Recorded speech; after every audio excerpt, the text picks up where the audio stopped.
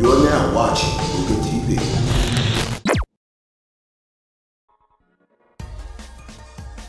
Hey guys, it's MugenLord here, and man, this summer has become filled with surprises in regards to fighting games, especially at EVO, which is about a little bit over a week ago, and many gamers within the FGC were expecting some surprise announcements coming from Capcom, Bandai Namco, NetherRealm Studios, and of course, Arc System Works. And as expected, we were treated to quite a few surprises. I will definitely get into detail with each company reveal in separate videos, but for now, I really want to talk about this announcement that really ruffled my feathers the most, which is Negan.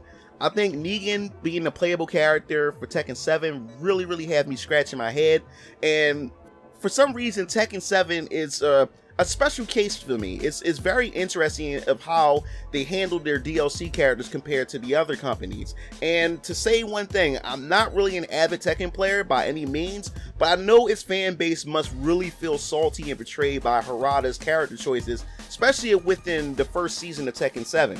Now, I witnessed many tweets and articles dedicated to fans who were hoping for some of their fan favorite legacy Tekken characters to make it into the 7th entry. But what they got instead was a barrage of cross-promotion characters that no one have ever seen coming. Now, don't get me wrong, Geese Howard was definitely a cool, kick-ass, badass choice to add to Tekken 7, and it adds more flair by adding him, Akuma, to fight alongside legacy Tekken characters. I think it's cool. It's a representation of all three fighting game company giants coming together into one game, so I think that's pretty cool. But my question is, when does cross-promotion characters begin to get a bit out of hand? Sure, they are very beneficial because it brings together two different audiences who aren't pretty much aware of their brands until they get together and bring these audience together and pretty much expose them to a brand that he was never aware of to begin with. So I think that's a good idea. Let's look at this for an example. I think Soul Calibur was a perfect example of cross promotion. Soul Calibur 2, I think, is the best cross promotion in fighting game history for me, is because you had a choice, gamers had a choice between Heihachi from the Tekken series for the PS2, you had Link for the Nintendo GameCube, and then you, of course, you had Spawn for the original Xbox. Now, Tekken 7 has made me feel a bit different about cross-promotion characters now. I think characters like Noctis from Final Fantasy 15 is cool, but wasn't necessary to include them into a game like Tekken 7. Now, if anything, if they were going to choose a character from Final Fantasy, Tifa, Snow, or Zell would have made much more sense for the Tekken franchise, because these characters are pretty much brawling type characters. Now, many fans were expecting some returning favorites to the series, but instead they got characters so unrelated to fighting games to the point it just doesn't make sense. And that character is Negan. When he was announced as a cross-promotional character for Tekken 7, this announcement really baffles me, and it really baffles the community. Like, who woke up one morning and said, you know who I'd like to see join the Tekken 7 roster? Yeah, that's right, Negan. But oh, wait a minute. Someone already did that already.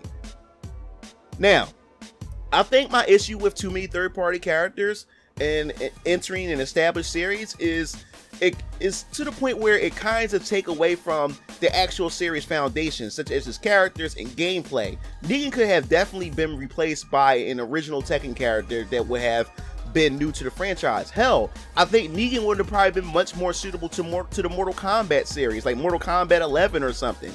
But some, I guess you could say, cross-promotion characters also break the convention of that fighting game. Who remembers Scorpion and Injustice controversy?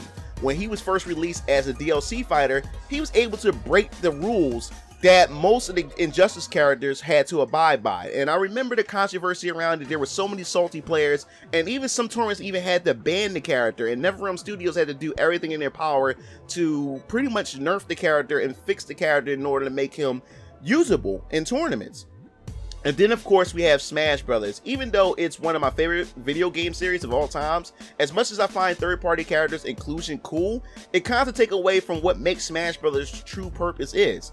Smash Brothers is a celebration of its history of first-party games throughout their existence as a game company. I believe as long as cross-promotion doesn't take priority over its legacy or new original characters, or take away from what makes the series so special to begin with, then it's fine. Jeez, my friends right now are so salty with Tekken 7 and Harada. But anyway, I want to hear your thoughts on this. Do you think third-party and cross-promotion characters today are getting way out of hand, or you think it's pretty much fine? Do you think Negan was a perfect choice for Tekken 7? And if you are an avid Tekken player and you're a Tekken fan, what legacy characters are you looking forward to seeing in Tekken 7 Season 2?